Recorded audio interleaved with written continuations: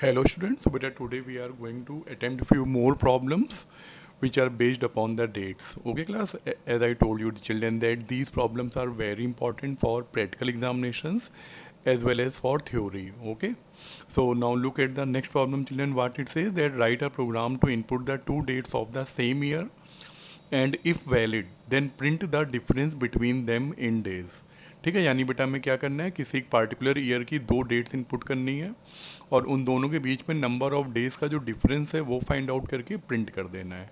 ठीक है, जैसे यहाँ देखिए एक एग्जाम्पल भी शो किया गया है कि suppose two dates are given as 11/1/2020 यानी 11th जनवरी है 2020 and the second date is 31/12/2020 यानी 31 दिसंबर 2020 है। तो ठीक है, तो बेटा दोनों जो डेट्स हैं सेम ईयर की है, 2020 की दी हुई हैं और कहा है कि उनके बीच में जब आप कैलकुलेट करोगे तो जो आंसर आना चाहिए दैट शुड बी 355 डेज। ठीक है, तो ये प्रॉब्लम कैसे होगी ये देखते हो बेटा, साथ में हम लोगों को कुछ यहाँ पे चीज़ें रिवीजन भी करनी है और कुछ नए तरीके से करेंगे। ठीक है, क्योंकि जैसे फॉर एग्जांपल देखिए यहाँ पे दो डेट्स हैं और हमें पता लगाना है वो दोनों वैलिड भी होनी चाहिए। अब आपको पता है बेटा कि अगर दो डेट को अगर आप वैलिड चेक करोगे अपने मेन प्रोग्राम में तो क्या होगा, आपको दोनों को अलग अलग चेक करना पड़ेगा। ठीक है, तो यानी कि आपको एक ही काम टू टाइम्स करना पड़ेगा। ठीक है, तो अब ऐसे अब सपोज़ कि अगर 3 या 4 डेट दी जाएंगी तो यानी आपको 3 और 4 टाइम सेम जो है स्टेटमेंट रिपीट करने पड़ेंगे। तो बेटा आपको क्लास 10th में सिखाया गया था कि कोई काम अगर आपको लगता है हमें अपने प्रोग्राम में बार बार अगर जो है रिवाइज करना है या रिपीट करना है तो आप क्या कर सकते हैं, we can take the help of the methods. आप अपने उन स्टेटमेंट्स को एक मेथड के फॉर्म में लिख दीजिए। ठीक है, उससे फ़ायदा क्या होगा कि when ever you need those code you can just call those method. Okay, तो आपको बार बार वो जॉब अपने मेन प्रोग्राम में रिपीट नहीं करना पड़ता, ये एक अच्छी चीज़ हो जाती है। ठीक है ना, तो यहाँ पे हम लोग बेटा अपने इस प्रोग्राम में मेथड का यूज़ करने वाले हैं। क्यों? क्योंकि कुछ जॉब है जो हमें दोनों डेट्स पे बार बार परफॉर्म करनी है, दो दो बार परफॉर्म करनी है, तो उनको बार बार हम उसकी कोडिंग करें यानी अपने मेन प्रोग्राम में रिपीट करें। हम क्या करेंगे, उन्हें मेथड बना के क्लास के अंदर प्लेस कर देते हैं। तो क्लास 10th में आपने बेटा पढ़े हुए हैं मेथड्स कैसे लिखे जाते हैं, तो यहाँ पे आपका रिवीजन भी होगा एट द सेम मोमेंट। तो आइए देखते हैं, यहाँ पे देखिए बेटा पहली क्लास बनी है डे डिफ। ठीक है ना, तो पहले यहाँ जो फंक्शन बने मैं आपको पहले उनके बारे में बता देता हूँ। ठीक है, फिर बाद में मेन देखेंगे। तो देखिए यहाँ पे बेटा पहले जो फंक्शन है, पहला जो हमने फंक्शन अपने पास से बनाया है that is Boolean is valid. अब आप ये देखिए फंक्शन का जो हेडर है ये वाला पार्ट, यहाँ पे ध्यान दीजिए। तो थोड़ा आपको रिवीजन भी करना है क्लास 10th का। आपको पता है कि फंक्शन के नेम के 3 पार्ट्स हैं। जो पहला पार्ट है बेटा वहाँ क्या लिखा है, बूलियन। सेकेंड पार्ट पे लिखा हुआ है इज वैलिड और जो थर्ड पार्ट पे INT-D, INT-M और INT-Y।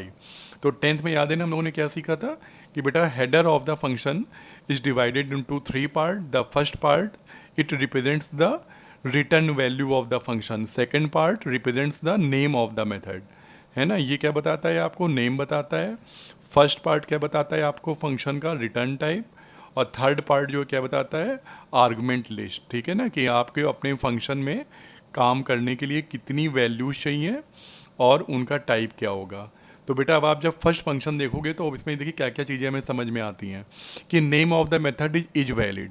ये फंक्शन बेटा करता है क्या, आपसे पहले मैं बता दूं that it takes one date from the user. आप इसको एक डेट पास करोगे DDMMYY में। देखिए थर्ड पार्ट में आप 3 वैल्यू पास करेंगे, इसको D पास करेंगे, M पास करेंगे और Y, यानी कि डे, मंथ और ईयर। ये फंक्शन क्या करेगा, आपकी उस वैल्यू को चेक करेगा। देखिए यहाँ पे एरे बनाया है नंबर ऑफ मैक्सिमम डेज का, लीप ईयर चेक करेगा और फिर वही वाली 5 कंडीशन जो हम लोगों ने लास्ट अपने सारे प्रोग्राम में पढ़ी हैं कि अगर ये 5 में से कोई भी कंडीशन अगर ट्रू होती है तो यानी कि आपकी डेट वैलिड नहीं है, तो क्या करेंगे हम फॉल्स कर देंगे रिटर्न। और अगर बेटा ये पांचों कंडीशन अगर फॉल्स हैं यानी कि आपकी कंडीशन आपकी डेट वैलिड है तो हम ट्रू रिटर्न कर देंगे। तो देखिए हम फंक्शन के बिगिनिंग में क्या दिया है, बूलियन। बूलियन मीन्स कि the function returns a value as true और फॉल्स।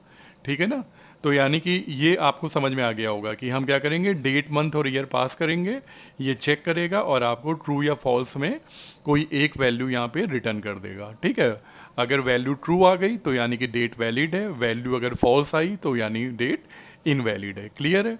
ऐसी अगला जो प्रोग्राम है ये देखिए यहाँ पे हमने क्या दिया है, INT डेट टू नम। ठीक है, जो सेकंड फंक्शन है वो है आपका INT डेट टू नम, ये भी 3 पार्ट में होगा। और देखिए क्या क्या समझ में आता है। डेट टू नम ये प्रोग्राम भी बेटा हम लोग कर चुके हैं। क्या करना है, हमें कोई एक पार्टिकुलर हम डेट देंगे और आपको उसका ईयर में डे नंबर रिटर्न करना है। ठीक है ना, कि वो उस पार्टिकुलर ईयर में किस डे नंबर को रिप्रेजेंट कर रहा है। ठीक है, तो अब देखिए यहाँ पे नाम क्या है बेटा फंक्शन का, day to num. It takes 3 values, 3 value यानी डी, एम और वाई। आप डेट, मंथ और ईयर पास करोगे और ये आपको एक इंटीजर वैल्यू यानी उस डेट का जो नंबर होगा वो आपको रिटर्न कर देगा। क्लियर है ना क्लास। और देखिए इन दोनों फंक्शन के नाम के पहले क्या लगा हुआ है, स्टैटिक लगा हुआ है। तो ये आपने क्लास 10th में सीखा हुआ है, ठीक है ना, कि that when ever you call a method in the main without creating the object, यानी किसी क्लास के पास कुछ मेथड है और आप उन मेथड को मेन में या कहीं पे भी बिना ऑब्जेक्ट बनाए यूज़ करना चाहते हैं। ठीक है, यानी हम अभी क्लासेस ऑब्जेक्ट पे नहीं प्रोग्रामिंग करना चाह रहे हैं, तो आप बिना ऑब्जेक्ट बनाए इन फंक्शंस को डायरेक्टली अपने मेन में कॉल कर सकते हो। तो अगर आप ऐसा करना चाहते हो तो आपको अपने फंक्शन के नाम के पहले स्टैटिक लगाना पड़ेगा। ठीक है, तो आई होप कि आपको ये सब चीज़ें यहाँ पे रिमाइंड हो गई होंगी क्लास 10 से। ठीक है, अब आइए आगे बढ़ते हैं। ये वाला फंक्शन काम कैसे करेगा ये आपने सीखा हुआ है लास्ट क्लासेस में, लेकिन जब भी एक बार चलिए और करके देख लेते हैं। सपोज बेटा हमने इसको यहाँ पे 3 वैल्यू पास कर दी, 26, 3 एंड 2020। ठीक है, यानी बेटा हमने क्या कौन सी डेट इनपुट कर दी, 26 मार्च। तो हमको ये पता लगाना है कि 26 मार्च जो है बेटा ईयर 2020 में कौन सा डे नंबर है। आपको पता है in year 2020 there will be 366 days. Why, because it is a leap year. ठीक है, तो यहाँ पे एक दिन ज़्यादा होगा यानी 365 की बजाय 366 डेज होंगे। तो इन 366 डेज में 26 मार्च किस डे नंबर पे जो है आपका रिप्रेजेंट कर रहा है। तो ये हम लोग ये वाला फंक्शन क्या करेगा, देखिए सबसे पहले हम एक डेज नाम का एरे बनाएंगे। ये देखिए मैंने यहाँ पे बना भी दिया है एक डेज नाम का एरे जो 0 से लेकर 12 तक होगा और हर इंडेक्स पे उस मंथ के नंबर ऑफ डेज यहाँ पे पड़े हुए हैं, sorry days of the month पड़े हुए हैं। इसके बाद फिर आगे आइए, हमने बेटा अपने ईयर को चेक किया वो लीप ईयर है कि नहीं। आपको सारी कंडीशन पता है, मैंने बता दी हैं लास्ट क्लासेस में। अगर लीप ईयर है तो आप क्या करोगे, डेज 2 में 29। तो ये देखिए बेटा मैंने डेज 2 में 29 डेज यहाँ पे स्टोर कर लिए हैं। इसके बाद फिर आपको क्या करना है, अब आपको बेटा डे निकालना है। तो कैसे निकालोगे आप एक लूप चला दोगे। देखिए यहाँ पे मैंने वेरिएबल ले लिया है डी एन की वैल्यू कितनी है, 0 है। मैंने एक लूप चला दिया मंथ का 1 से लेके लेस देन एम तक। तो ये देखिए कैपिटल एम है, कैपिटल एम की वैल्यू 3 है। तो बेटा लूप चलेगा आपका 1 से लेके लेस देन 3, यानी कि 1 से लेके 2 तक लूप चलेगा। ठीक है ना, 2 बार लूप चलेगा। पहली बार m की वैल्यू 1 है तो अंदर आइए dn प्लस डेज m। आपको पता है m की वैल्यू 1 है तो dn में बेटा डेज 1 की वैल्यू ऐड कर दीजिए। तो क्या ऐड हो गया, जनवरी। तो देखिए बेटा हमने सबसे पहले जनवरी के 31 डेज ऐड कर लिए। फिर इसके बाद आगे चलिए m प्लस प्लस m की वैल्यू 2 हो गई। तो अंदर आइए dn plus days m, days 2 की वैल्यू ऐड करिए, 29 ऐड हो गया। फिर इसके बाद ऊपर चलिए m प्लस प्लस 3, बट अब आप जानते हो 3 is not less than 3, so loop will terminate and control will move out. और क्या होगा, dn प्लस कैपिटल डी। ठीक है, कैपिटल डी यानी 26 आपने जो पास किया था। तो देखिए आपने क्या किया, जनवरी के 31 डेज ऐड कर लिए, फेब के 29 डेज ऐड कर लिए, और करंट जो मंथ चल रहा है 26 3 है ना बेटा, थर्ड वाला मंथ। तो थर्ड वाले मंथ के भी 26 डेज पास हुए हैं, उसको भी आपने इसमें ऐड कर दिया। ठीक है, तो ये देखिए आपका जो आंसर है वो कितना आ जाएगा, 86। ठीक है, यानी आपका आंसर आ गया 86 डेज, यानी जो 26 मार्च है वो आपका डे नंबर 86 को रिप्रेजेंट कर रहा है ईयर 2020 में। और अब हम क्या बोलेंगे, रिटर्न डीएन। तो ये जो आपका फंक्शन है आप जहाँ पे भी कॉल करोगे बेटा ये 86 लेके रिटर्न हो जाएगा। ठीक है, तो आई होप कि बेटा ये जो दोनों फंक्शंस हैं इनको आप यहाँ पे समझ गए होंगे कि कैसे ये वर्क कर रहे हैं। इसके बाद अब आपको मैं ले चलता हूँ मेन प्रोग्राम में। ठीक है ना, देखिए मेन प्रोग्राम कैसे काम करेगा। ठीक है, अपने मेन प्रोग्राम में देखिए जैसे ही आपका प्रोग्राम स्टार्ट होगा पहले आपने क्या बोला, इनपुट फर्स्ट डेट DDMMYY। तो आप देखिए यहाँ पे DD1 MM1 और YY1। ठीक है, आप यूज़र से फर्स्ट डेट की एंट्री ले लोगे। तो सपोज बेटा फर्स्ट डेट आपने क्या डाल दी, 11/1/2020। ठीक है, यानी कि आपने 11 जनवरी की डेट डाल दी।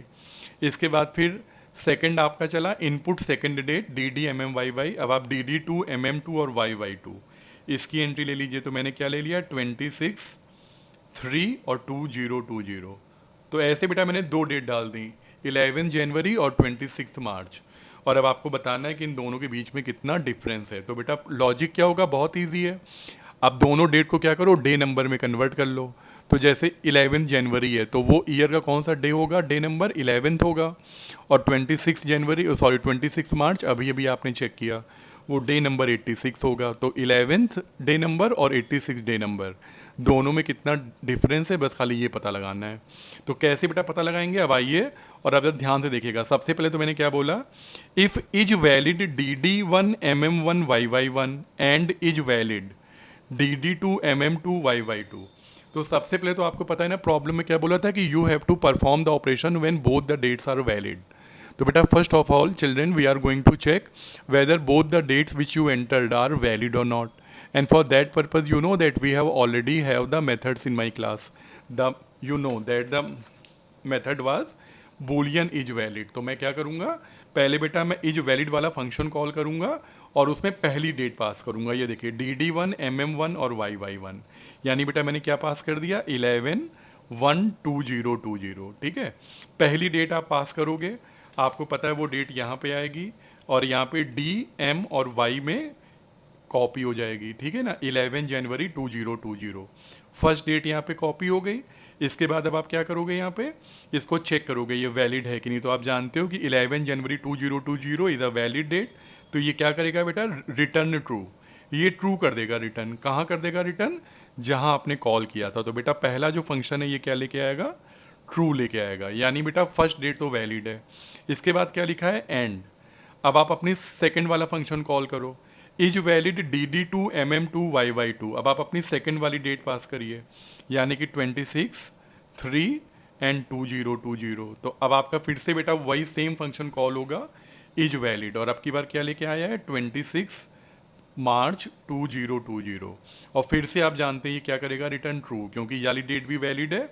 तो यहाँ पे भी आपका आंसर ट्रू आ जाएगा। ठीक है, तो बेटा अब आप देखो एंड के दोनों साइड में आंसर आपका ट्रू है। तो यानी कि जब दोनों ट्रू हैं यानी कि कंडीशन ट्रू मानी जाएगी, आपकी दोनों डेट वैलिड है। तो अब हम अपना ऑपरेशन आगे परफॉर्म कर सकते हैं। क्लियर है ना।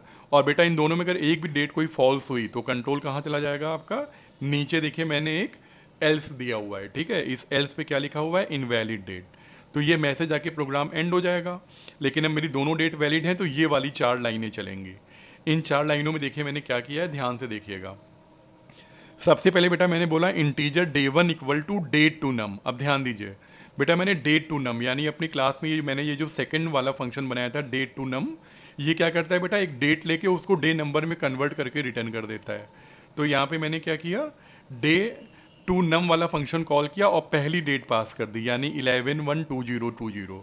तो आपको पता है वो डेट लेके आएगा और यह हमको यहाँ पे क्या कर देगा, रिटर्न 11, कि बेटा जो 11 जनवरी है वो ईयर 2020 में 11th डे को रिप्रेजेंट कर रहा है। फिर आपने कहा day2 equal to date2num DD2 MM2 YY2, यानी आपने 26 3 और 2020 पास कर दिया। तो आपको पता है ये सारी वैल्यू बेटा यहाँ पे आएंगी 26 3 और 2020। और ये कैसे बेटा डे नंबर में कन्वर्ट करेगा, लूप चलाएगा और 86 आपको रिटर्न कर देगा। तो ये 86 जाके कहाँ स्टोर हो जाएगा बेटा, day2 में। तो day2 की वैल्यू आपकी 86 हो जाएगी। ठीक है, तो ये देखिए day1 की वैल्यू 11 और day2 की वैल्यू क्या आ जाएगी, 86। अब बेटा हमें खाली इतना पता लगाना है कि इन दोनों में कितना डिफरेंस है। तो अगली लाइन देखिए मैंने क्या बोला, int diff equal to math.abs day1 minus day2, यानी कि 11 में से 86 माइनस कर दीजिए, कितना आंसर आएगा, -75। लेकिन बेटा हमने math.abs में डाला है ना, तो ये साइन हट जाएगा, क्या बचेगा खाली 75। तो हमने बोल दिया डिफरेंस इज 75 डेज। ठीक है, तो मेरा आंसर ऐसे बेटा यहाँ पे आ जाएगा। तो आई होप कि आपको ये क्लियर हो गया होगा, है ना। तो बेटा ये जो प्रॉब्लम थी इसमें खास बात क्या थी कि यहाँ पे बेटा जो दोनों डेट्स हमने ली हैं यहाँ पे, वो दोनों डेट कहाँ हैं, सेम ईयर की हैं। ठीक है, ऐसी जब आपको ये प्रॉब्लम एक सेकंड फॉर्म में मिलती है, उसमें क्या होता है कि आपको जो है 2 डेट्स दे दी जाती हैं अलग अलग, और आपको उन डेट्स को क्या करना होता है कि पता लगाना होता है क्या डिफरेंस है। तो अगली बार हम लोग जो मिलेंगे तो अगली जो प्रॉब्लम होगी वहाँ पे यही सेम प्रॉब्लम हम लोग यहाँ पिक करेंगे, जहाँ पे बस खाली फ़र्क क्या होगा कि दोनों डेट्स अलग अलग ईयर से लेंगे। ओके क्लास, चलिए थैंक यू।